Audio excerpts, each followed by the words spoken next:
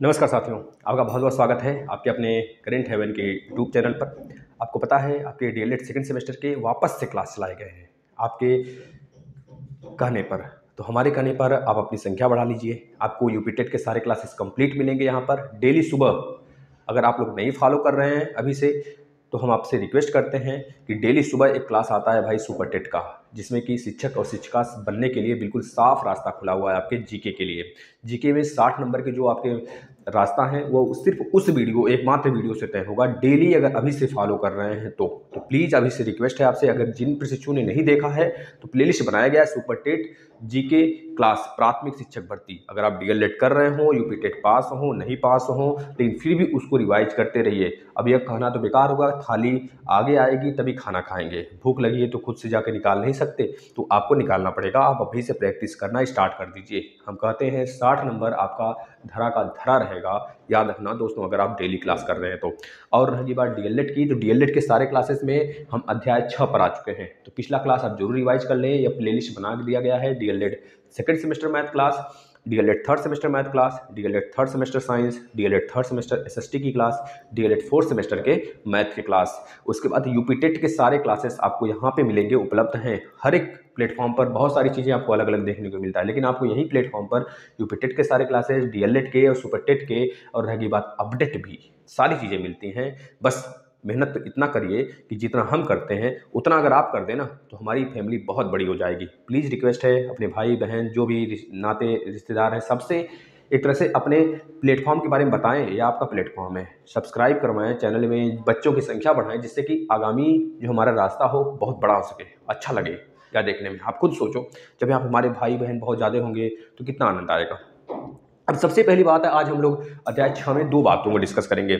समीकरण क्या है और सर्वसमीका क्या है। पहले इसमें अंतर समझते हैं। देखिए एक बात याद रखना, सर्वसमीका, सर्वसमीका, एक मिनट, सर्वसमीका और यहाँ पर समीकरण। समीकरण और सर्वसमीका में मात्र एक अंतर है, पता है क्या? अगर हम लिख दें यहाँ पर x प्लस 2 बराबर में 2 प्लस, या फिर लिख दें यहाँ पर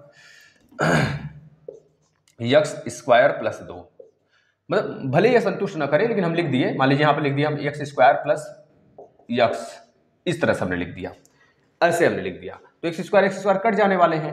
अब यहाँ पे जो भी वैल्यू आएगा, इस तरह से रुक जाइए, हम इसको सही से लिखते हैं। यहाँ पर देखिए जैसे 2x स्क्वायर प्लस में 1, यहाँ पे हम लिख देते हैं कि 2x प्लस में इंटू में x प्लस 1, यहाँ चीज हम लिख दिया। और समीकरण में हमने एक लिखा x प्लस 4 बराबर में 5। तो अब दोनों में देखिए सिंपल सा एक अंतर है, पता है? आपने पढ़ा होगा चर और अचर राशि, चर और अचर, चर और अचर। अचर राशियां वे राशियां होती हैं जिनका वैल्यू फिक्स होता है, जैसे 1 हो गया, 2 हो गया, 3 हो गया, 4 हो गया, 5 हो गया, ये सब कांस्टेंट होते हैं जिनकी वैल्यू फिक्स होती है। उससे ज़्यादा 5 रुपये देंगे तो कहोगे 10 रुपये हो गया, हम 5 रुपये देंगे फिर कहेंगे जैसे आपसे 100 रुपये ले लिए, फिर अभी कभी हमको लौटाना हुआ आपको 100 रुपये तो हम 5 रुपये देंगे, कहेंगे 5000 रुपये आपको दे दिए। चलो अब हमको, तुम 100 रुपये लिए थे, अब हमको 490 रुपये मतलब कि 4900 रुपये हमें लौटाओ। तो आप लौटाओगे कभी? कहीं यार ये बेवकूफ़ बना रहा है, तो 100 रुपये लिया था, 5 रुपया देकर बोल रहा है 5000 दे दिए, मतलब उसकी वैल्यू तो फिक्स है भाई। 5 रुपये दिए तो मतलब 95 रुपये आपको और देना रहेगा। इस तरह की बात है, मतलब फिक्स वैल्यू होती है, उसे कहते हैं अचर यानी कांस्टेंट वैल्यू।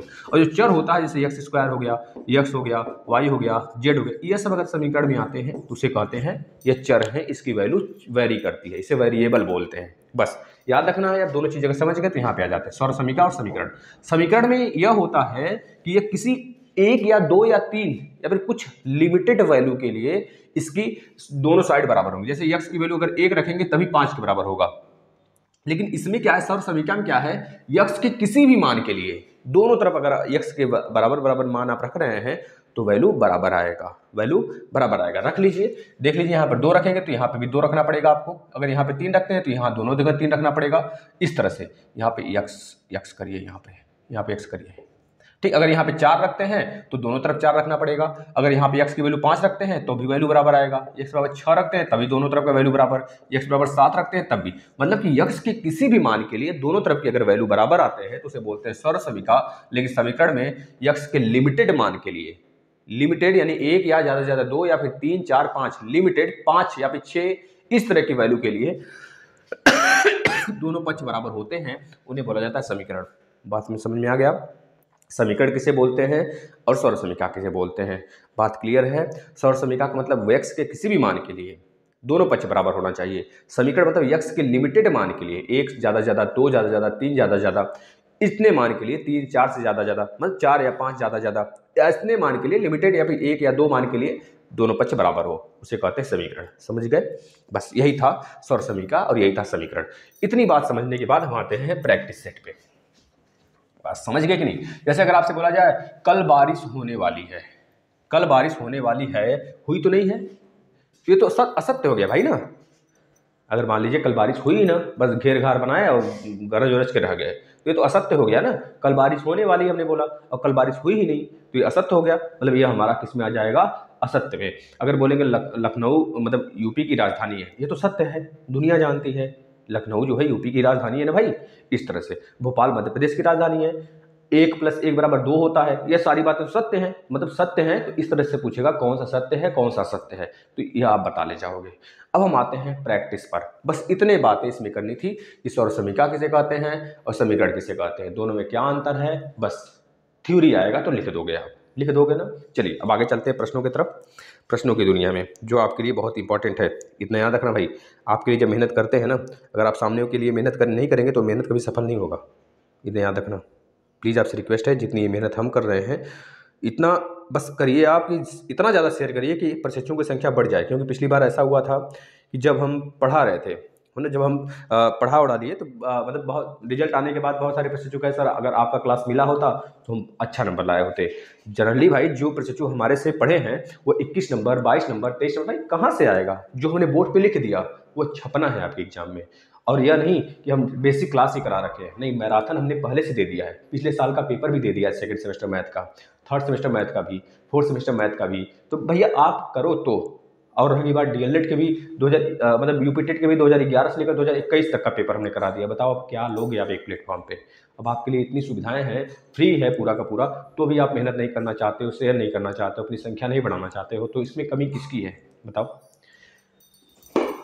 चलिए आ जाते हैं अपने प्रश्नों की दुनिया में। फटाफट प्रश्न, सभी बच्चे अपना पेन कॉपी खोल लीजिए, प्रैक्टिस करिए, है ना। चलिए बताइएगा, आपको बताना है सौर समीकरण है निम्नलिखित में सौर समीकरण कौन सा है? निम्न में सौर समीकरण बताना है, सौर समीकरण कौन सा है? ऑप्शन 1 ले लीजिए, फटाफट बताएंगे। 2x + 3 = 5 है, यह है क्या? ऑप्शन नंबर 2 ले लीजिए। 2x + 1 2x + 1 बराबर में 2x + 2, यह सौर समीकरण है क्या? ऑप्शन नंबर 3 ले लीजिए। 4x प्लस में 4x = 2x + 6, बताइए सौर समीकरण है क्या? ऑप्शन नंबर 4 ले लीजिए। x + 4 = 6 - 3x, यह सौर समीकरण है क्या? बताना है सौर समीकरण है क्या, आपको यह बताना है सौर समीकरण है क्या भाई, यह बताइए फटाफट बताइए इसमें कौन सा सौर समीकरण है। ऑप्शन दूसरा क्वेश्चन इसमें बताना है x + 7 = 9 में x का मान बताइए, x का मान क्या होगा? ऑप्शन नंबर 1 ले लीजिए, 2 होगा। ऑप्शन नंबर 2 ले लीजिए, 16 होगा। ऑप्शन नंबर 3 ले लीजिए, 10 होगा। ऑप्शन नंबर 4 ले लीजिए, 4 होगा। हम आपसे रिक्वेस्ट करते हैं कि इतना बार इसका रिवाइज करना। देखिए बहुत आसान होते हैं, आधे बच्चे तो ऐसे ही सपाट हो जाते हैं कि बहुत आसान होता है, हम मार लेंगे बाजी। लेकिन जब पता चलता है कि एग्जाम में आया और जब सर पढ़ा रहे थे आ रहा था, अब कहाँ से गुम हो गए, या फिर बहुत आसानी के चक्कर में बच्चे उड़ने लगते हैं, कहते हैं अरे बहुत आसान आ गया, उसी में गलत मार के चले आ जाते हैं, तो बहुत दिक्कत आती है। तो आपसे रिक्वेस्ट है कि 2 से 1 बार रिवाइज करिए, जो चीज़ें पहली बार में छूटती हैं ना वह दूसरी बार कवर हो जाता है। तो एक बार अच्छे से देख लीजिए, दूसरी बार स्पीड तेज करके देख लीजिए, यूट्यूब पर तो सुविधा भी तो दिया गया है भाई। बताइएगा, दोनों प्रश्न बताइए। तीसरा देखिए, निम्नलिखित में से समीकरण बताइए, समीकरण कौन सा है? समीकरण कौन सा? यहाँ से आप बहुत कुछ सीखने वाले हैं। समीकरण बताना है 4x + 3 > 5, यह क्या समीकरण है? दूसरा लिखिएगा 2x + 5 > 9, या लेस देन था। तीसरा बताइएगा भाई 4x + x² बराबर में x + 4, बताइए समीकरण है क्या? चौथा 3x + 5 = 8। भैया लिख रहे हैं, बस इतना ध्यान रखिए, जो बच्चे बोलते हैं सर छोटा लिखते हैं, भाई बोल तो रहे हैं, बताना पहले से बताया। सौर समीकरण क्या है भाई? यह सौर समीकरण है, x के किसी भी मान के लिए ये 5 आएगा क्या? हम बोलते हैं x का मान 6 रखिए, 6 दूनी 12 3, 12 3 15 आ गया, यहाँ तो 5 ही दिया है, मतलब ये सर्व समीकरण हो ही नहीं सकता। यक्स के किसी भी मान के लिए जो समीकरण जो दोनों तरफ संतुष्ट कर दे वही हमारा सर्व समीकरण है। इसमें आ जाते हैं, एक्स का कोई वैल्यू रखिए, एक्स की वैल्यू 2 रखिए, 2 चौके 8, 2 दूनी 4, 4 6 10 हो गया।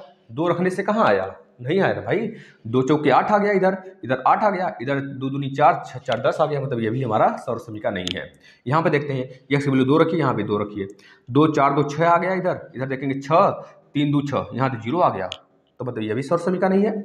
यानी कि अब यह हमारा सर्व समीकरण होगा। देखिए एक्स का कोई भी वैल्यू रखिए, इसका गुणा करा लीजिए, 2x + 2 2x + 2 बराबर है दोनों तरफ, मतलब हमारा यह सर्व समीकरण होगा।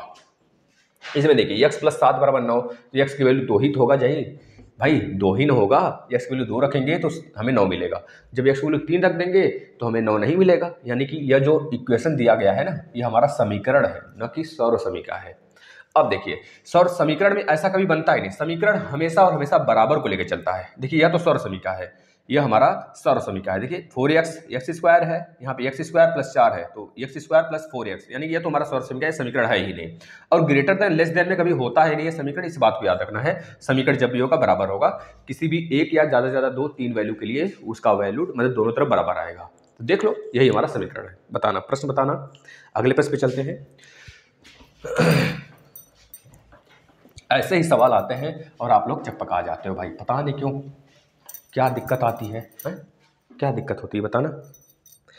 अगले प्रश्न पे चलना। बताना है अब आपको एक सर्व समीकरण है कि नहीं है, सिद्ध करिए, सिद्ध करना है, दिखाइए आपको, दिखाइए कि राइटिंग पे मत जाना, हमारी राइटिंग बहुत फुअड़ है। 3x x + 1 बराबर में 3x² प्लस में 3x, यह बताना है आपको सर्व समीकरण है कि नहीं है। यहाँ पे लिखा है सर्व समीकरण है, सर्व समीकरण है, तो सिद्ध करके बताओ आप भाई, सिद्ध करो ये सर्व समीकरण है। दूसरा बताइए, x² - 1 बराबर में 4, ये एक सर्व समीकरण नहीं है, यह सर्व समीकरण नहीं है, यह बोला गया है प्रश्न में। अब इसको आपको प्रूव करना है, सर्व समीकरण क्यों नहीं है आपको बताया गया है, बता देना है आपको। तीसरा नंबर 5x - 1 बराबर में 14, यह समीकरण है, एक समीकरण है, इसको प्रूव करिए आप, समीकरण है कि नहीं है। ये तो बोला समीकरण है, अब आपको प्रूव करना है ये समीकरण है, कैसे प्रूव करेंगे आप जानो, करो फटाफट। चौथा 4x² प्लस में 4x प्लस में 1 बराबर में 2x + 1 का होल स्क्वायर।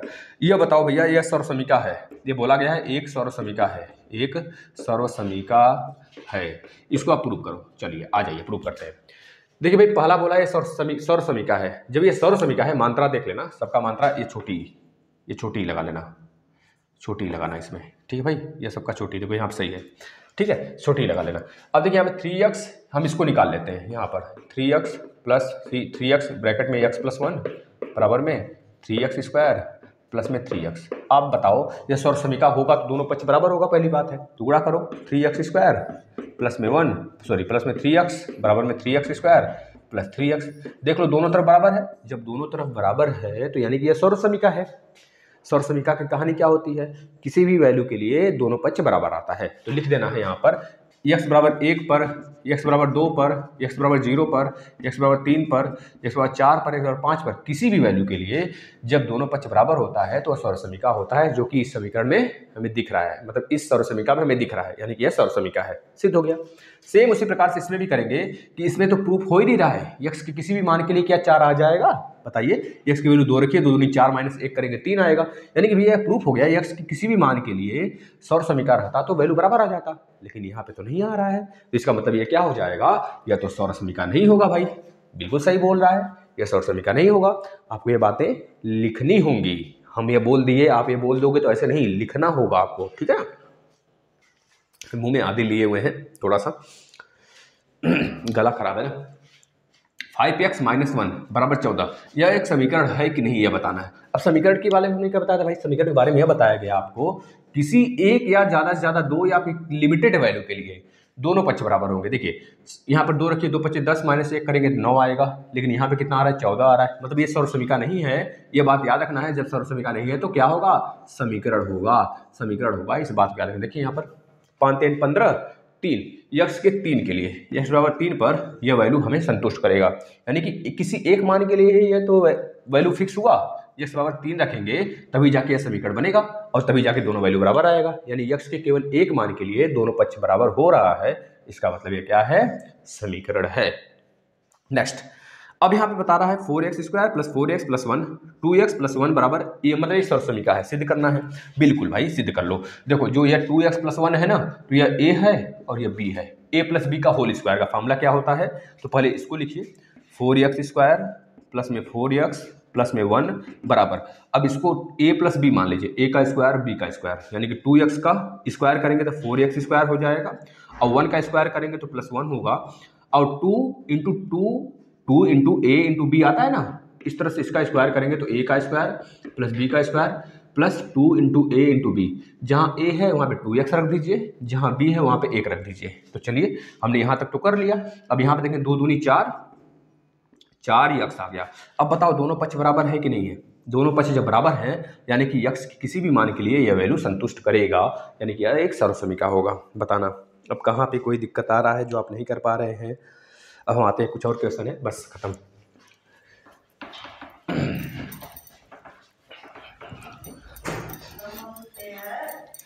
आ जाइए भाई, देखिए अब फटाफट क्वेश्चन सॉल्व करिए। तो जो समीकरण वाला आते हैं प्रश्न उसको सॉल्व करिए। पहला x + 7 बराबर 14 में x की वैल्यू बताइए, x का वैल्यू बताइए फटाफट। दूसरा 2x + 5 बराबर 13 को हल करिए, x का वैल्यू बताइए, x का वैल्यू बताइए। तीसरा x - 9 बराबर 3, x की वैल्यू बताइए। प्रैक्टिस, मोर प्रैक्टिस करिए, बहुत मज़ा आ जाएगा, बस करते चलिए। x + 1 का होल स्क्वायर, x + 1 का होल स्क्वायर बराबर x² प्लस 2x प्लस में 1, एक सर्वसमीका है, सिद्ध करिए। एक सर्वसमीका है, सिद्ध करिए। एक सर्वसमीका है, सर्वसमीका है, सिद्ध करिए। सिद्ध करिए भाई, सिद्ध करना है इसे। अगला प्रश्न, तालिका बनाकर निष्कर्ष बताइए, तालिका बनाकर निष्कर्ष बताइए कि 5x + 4 बराबर में 3x + 8 तथा x × x + 2 बराबर में x² प्लस में 2x में कौन सा प्रतिबंध सर्वसमीका है। इन दोनों में बताना है कौन सा प्रतिबंध जो है सर्वसमीका दिख रहा है आपको। ठीक है, तालिका बनाकर बताना है, मतलब x की वैल्यू 1 2 3 4 5 6 7 ऐसे रखकर दिखाना है हमें। बताओ पहले इसमें देखिए x की वैल्यू निकालिए, 7 को इधर भेजेंगे तो x बराबर 7 आ जाएगा, लगा देंगे तो भाई 7 इधर, 14 - 7 7 आ गया। यहाँ पर देखिए 2x + 5 बराबर 13 है, तो 2x बराबर कितना होगा 13 - 5, तो x बराबर कितना हो जाएगा, 2x बराबर कितना होगा, 13 में से 5 गया तो 8 बचा, 8 बचा, तो x बराबर कितना होगा 8/2 यानी कि 4 आ जाएगा। ठीक, अब इस वाले को देखिए x - 9 बराबर में 3 है, तो x बराबर कितना होगा 3 + 9 12 हो गया। अब इस वाले को देखिए सर्वसमीका है कि नहीं, सिद्ध करना है, तो भैया इस पूरे को लिखना पड़ेगा हमें। चलिए लिखते हैं।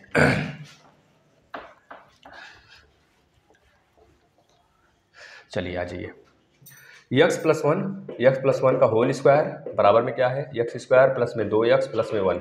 हमने बताया था इसके प्लेस पे a रखना है, इसके प्लेस पे b रखना है। अब a + b का होल स्क्वायर का फार्मूला होता है a का स्क्वायर प्लस b का स्क्वायर प्लस 2ab, तो रख दीजिए, मतलब कि x का स्क्वायर प्लस में 1 का स्क्वायर 1 होगा प्लस में 2x होगा, 2x × 1 2x। अब इधर भी तो वही दिख रहा है हमें, x² प्लस 2x प्लस 1। अब दोनों तरफ बराबर हैं, वैल्यू देखिए, इधर भी x², इधर भी x², इधर भी 2x, इधर भी 2x, इधर भी 1, इधर भी 1, मतलब कि x की किसी भी मान के लिए ये क्या करेगा, संतुष्ट होगा, यानी कि अपना प्रतिबंध संतुष्ट करेगा। बस चलिए आ जाते हैं इस वाले में, इस वाले में आ जाते हैं। यहाँ पे देखिए पहले यह बताना है सर्वसमीका है कि यह सर्वसमीका है, यानी कि अगर सर्वसमीका होगा तो x के किसी भी मान के लिए संतुष्ट करेगा। तो हम रखते हैं x बराबर 1। जब x बराबर 1 रखते हैं तो देखिए यहाँ पर 1 रखेंगे तो 5 × 1 प्लस में 4, यह पहला वाला हो गया। दूसरे वाले में क्या है 3, इधर वाला पक्ष, यह दायां पक्ष है, यह दायां है, यह बायां है, लिख लेना है आपको कॉपी में।